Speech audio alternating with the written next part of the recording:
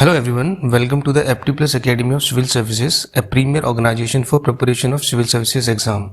In today's News in Focus session, we will discuss about the Asiatic land death and the Maratha Military Landscape nomination to the World Heritage Site. So India nominated the military Maratha landscapes around 12 forts for UNESCO World Heritage status. Imagine hilltop forts like Raigad, island wonders like Sindhudurg, and coastal gardens like Vijaydurg, all reflecting diverse landscapes and defensive prowesses. This nomination celebrates not just military might, but also the cultural and social fabric woven into the awe-inspiring structures. So let's quickly jump to the context. As already mentioned, India's Maratha military landscapes are up for UNESCO World Heritage status. So this is 12 important forts of mighty Maratha Empire which are nominated for the UNESCO World Heritage list. Along with this nomination, we will also talk about the Gir Forest Asiatic Lions. And this topic which we are covering today is relevant for the UPSC prelims and mains both. So it relates to the topic GS paper 1, silent aspects of art form prelim topic, and literature and architecture from ancient to modern times. So generally UPSC asks about the World Heritage Site. This is one international organization, also about the World Heritage Sites in India, and they keeps on asking about the Asiatic Lions as well. So the relevance for the UPSC, this topic is on GS paper 1, silent aspects of art forms. Also it is important for prelims examinations and it is related to the literature and architecture from ancient to modern times. So let's begin with the context. In 2024-25, a group of 12 forts of Maratha military empire has been submitted for the UNESCO's World Heritage Site status. They will be submitted for the recognition by UNESCO. So this nomination highlights the impressive military strategy and power of the Maratha Empire that ruled part of India from 17th to 19th century. Now these forts integrate and cleverly utilizes the surrounding landscapes, terrains, physiographic characters which is distinctive to Western Ghat, also known as Sahyadri Hills, see in the map. Also to the Konkan coast, this is here in Konkan coast near about Maharashtra and Goa, Deccan Plateau and Eastern Ghats. So these forts utilizes the surrounding landscapes and terrains. Now look at these, some of these forts, experience the legacy and see these majestic forts and dwell into the fascinating history of the Maratha Empire. This is Jinji Fort in Tamil Nadu. This is Selhar Fort in Maharashtra. Rest 11 forts are in Maharashtra. This is Lohagad Fort. This is Rajgarh Fort. Some of the forts are Sindhudurg Fort and the Swarndurga Fort. So these are the some of the forts. Let's move to the details of the forts nominated. So there are total of 12 forts. One is in Tamil Nadu and 12 is in Maharashtra. Out of these 12 forts, 8 forts are protected by ASI, that is Archaeological Survey of India, and the 4 forts are protected by Directorate of Archaeology and Museums Maharashtra. What are those forts? We'll talk about that. So this is the list of forts nominated for the UNESCO World Heritage Site status. So 11 in Maharashtra, as we already told, 1 is Tamil Nadu. Now the forts in green, as we already discussed, these forts are protected by the Directorate of Archaeology and Museums, Government of Maharashtra. Now if we look at the slides again, the forts colored in the violet color, they are protected by the Archaeological Survey of India, and there are total 8 such forts out of these 12. Cultural property in Maharashtra. A rich heritage awaits currently on the UNESCO tentative list. These Maratha military landscapes, they represent the 6th cultural property from Maharashtra nominated for World Heritage recognition. What are those other 5 cultural property in the Maharashtra? These are Ajanta caves, which were included in the WHS in 1983. In the same year, Ellora caves were included. Along with that, Elephanta Caves, Chhatrapati Shivaji Maharaj Terminus, which was formerly known as Victoria Terminus, and the Victorian Gothic and Art Deco ensembles of Mumbai. These all are included in the World Heritage Site list. So now when we understood the cultural property, the WHS list in the Maharashtra, now look at the India. At present, there are around 12 World Heritage Sites in India, out of which 34 are cultural sites, 7 are natural sites, and 1 is mixed site. First World WHS, that is World Heritage Site of India, was in 1983. They were Ajanta Caves, Ellora Caves, and Agra Fort and Taj Mahal. So 2 were from Maharashtra and 2 were from UP. So look at the map. These 2 were inducted in 1983 from Uttar Pradesh, and these 2 were from Maharashtra in the same year, that is 1983. Now I have provided you the list of World Heritage Sites in India. Look at the map and look at the comprehensive list of sites. So 34 cultural sites are these. You can pause the video, take a screenshot or remember them, but if not possible, at least remember not the natural and the mixed sites. So natural sites are 7. Great Himalayan National Park, Kaziranga National Park, Keoladev National Park, Manas Wildlife Sanctuary, Nanda Devi and Valley of Flower National Parks, Sundarban National Park, Western Ghat, and this one mixed WHS site is 𝐿 National Park, which was inducted in 2016.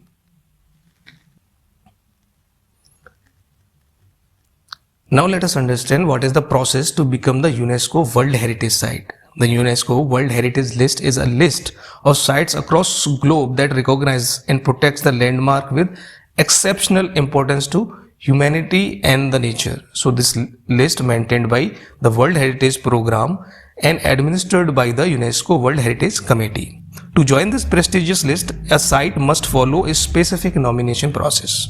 One has to fulfill or align with the criteria mentioned. So overall, sites must be of outstanding universal value and meet at least 1 out of 10 criteria, selection criteria, which is mentioned in the site. Along with this, the property need to be on the tentative list for at least 1 year. So as it is mentioned here, there are criterias, 10 criterias to be followed, right? So previously, until 2004, the separate criteria existed for cultural and natural sites. So for cultural, there were around 6 criterias, and for natural, there were 4 criteria. But after 2005, a single set of criteria guides the selection process, which ensures a unified approach for cultural and natural wonders. Let's look at those criteria. I'm not reading those in detail. You can pause the video and quickly understand the criteria. So there are total 10 criteria. So for Maratha Military Landscapes, they were in the tentative list from 2021, and the criteria on which they were selected were highlighted in yellow. So I'm reading out those criteria only. You can also check the other criteria as well after pausing the video, right? So those criteria on which Maratha Military Landscapes are inducted or nominated on the basis of one is to bear a unique or at least exceptional testimony to a cultural tradition or to a civilization which is living or which has disappeared. And the second criteria is to be an outstanding example of type of building, architectural or technological ensemble or landscape which illustrates significant stage or stages in human history.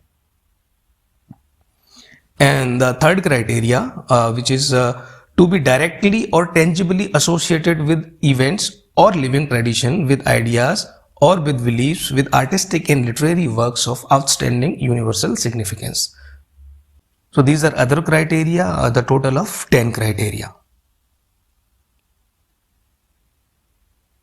Now we have understood about the criteria, and let's understand the UNESCO. So what is UNESCO? The UNESCO refers to the United Nations Educational, Scientific and the Cultural Organization. It is a specialized agency of United Nations which is headquartered in Paris. Currently, it has 194 member states and 12 associate members. It was established in November 1945. See, these facts are useful for prelims. Sometimes they are asked in statements and they help in eliminating the options and to make the question right. So if possible, just remember those facts. One is, it is established in November 1945, right? Now come to the mission part. UNESCO mission is to contribute to the building of culture of peace, to eradicate poverty, sustainable development, intercultural dialogue through education, science, culture, communication, and information. So if we highlight the objectives quickly, one is attaining quality education for all, mobilizing science knowledge, addressing emerging social and ethical challenges, fostering cultural diversity, and building inclusive knowledge society through information and communication. So these are the broad objectives of UNESCO. Now let's jump to the previous year question which was asked in the UPSC. The previous year question says, safeguarding the Indian art heritage is the need of the moment. Discuss. The question was asked in the UPSC Mains 2018. How to approach such kind of question, because it is related to Indian art and heritage, safeguarding purposes. So such kind of question are repeatedly asked in the mains and prelims both. So how to approach this question? One is introduction, second is body part, third is conclusion. What to write in the introduction part? Here you can highlight the current conditions of the Indian art heritage. You can highlight the instances of vandalizing the property. You can include one or two examples of such. Right. So for body part, you can highlight the importance of this cultural heritage or art and art heritage for culture. So you can take different parameters like culture, importance for history, importance for economy, importance for education. So highlighting such parameters, you can complete the body part. In conclusion, you can mention the measures at local level, measures at international level, measures at national level, which are taken and which should be taken. So you can also highlight the suggestions. Again, the introduction and the conclusion should be in brief and should be limited to 3 to 4 lines, and it should add value to the existing information which you have already written in the body part, right? Now let's move to the second topic of the news in focus. Is Gir forest only a award for Asiatic lions? So 555 lions are dead. They are majestic yet vulnerable. So they have passed away in the last 5 years. This loss highlights the challenges of conserving an already low population confined to the Gir forest in India.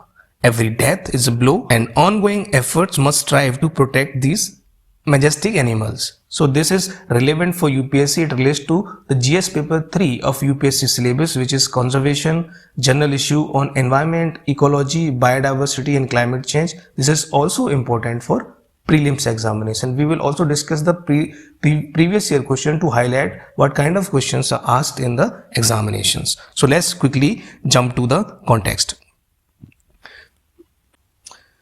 Recently, Indian government clarifies in the Lok Sabha that despite 555 Asiatic lions death in the past 5 years, there is no increase in the mortality rate. It claims that. So Gir forest population, however, grew from 523 in 2015 to 674 in 2020.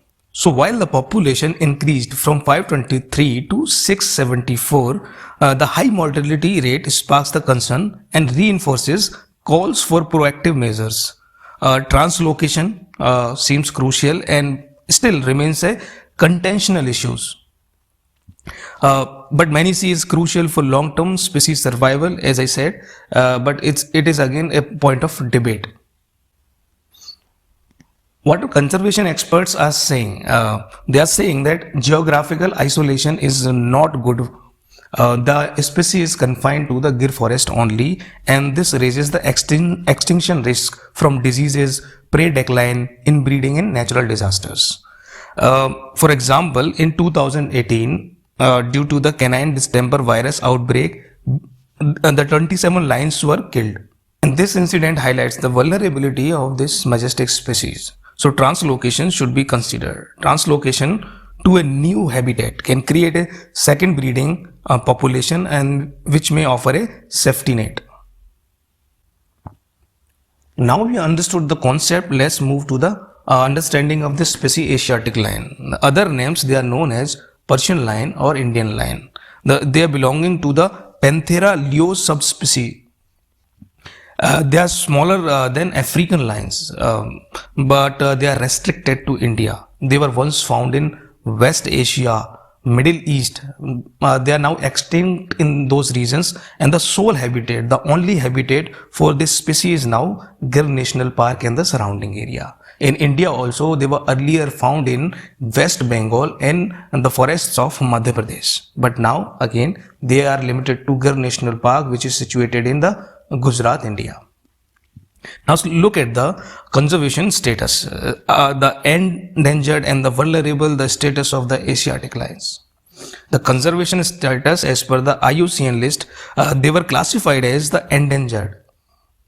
In the sites, they were listed under the Appendix 1, which highlights their critical status. They are also protected under India's Wildlife Protection Act 1972 under Schedule 1, which provides them the highest conservation status.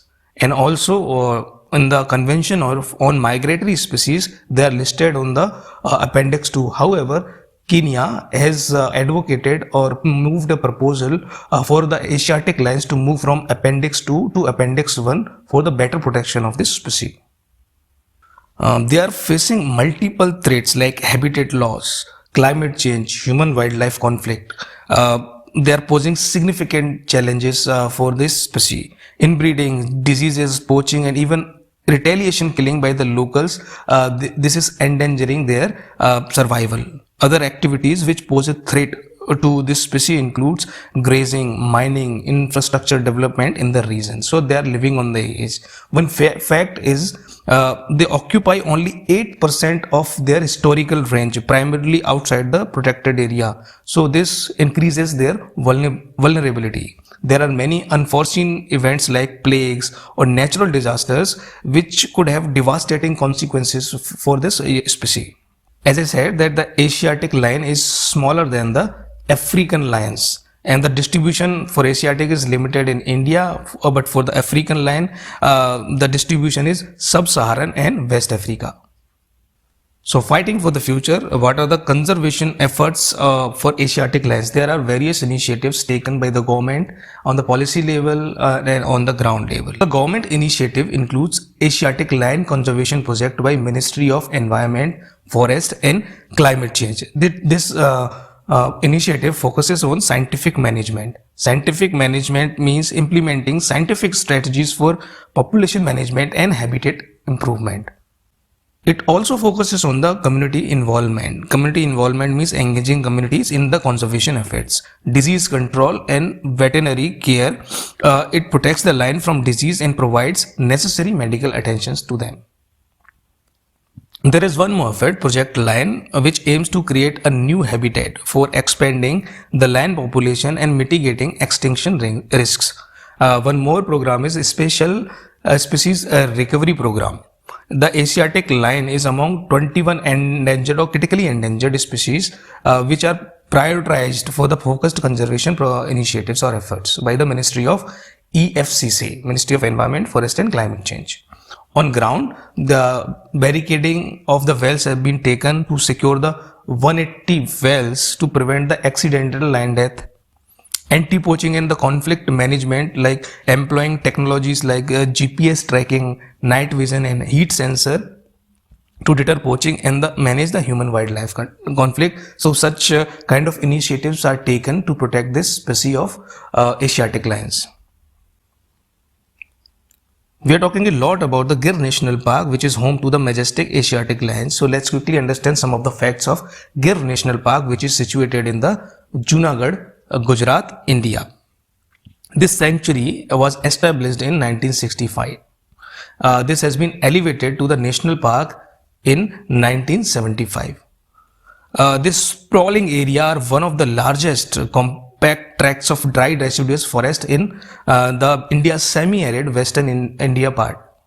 There is a unique symbiosis seen in this forest, in this national park. So the story of Gir is not complete without the mentioning Maldharis. Maldhari is a traditional pastoral community, and over century they have fostered a unique symbiotic relation with the lions. They are coexisting with the park's boundaries. Now look at the location of the Gir National Park. This is India. In India, the highlighted part is the Gujarat. In Gujarat, the Gir National Park is there. So the Gir National Park is highlighted in a green. Right. So this is the location of the Gir National Park in India. Now let's refer to the UPSC previous year questions. So this question, in prelim question, the MCQ was asked in the UPSC 2019 paper. The question says, consider the following statement. First statement is, Asiatic lion is naturally found in India only. India only, right? So only is an extreme bird, right?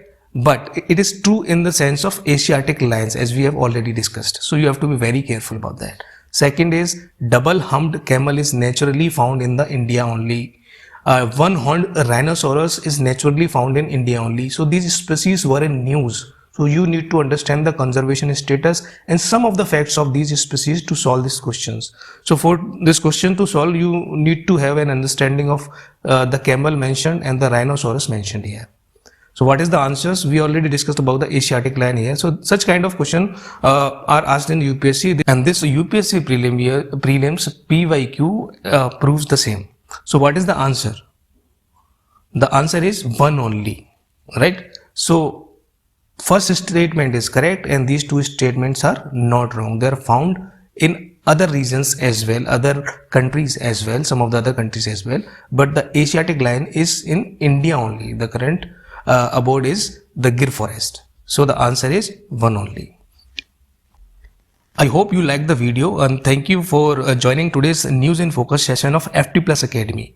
I hope the discussion proves valuable for your upcoming UPSC and state PCS exams. Stay tuned for more educational content and topic useful for exams. Keep learning, keep visiting FT Plus YouTube channel, and thanks for watching. Signing off.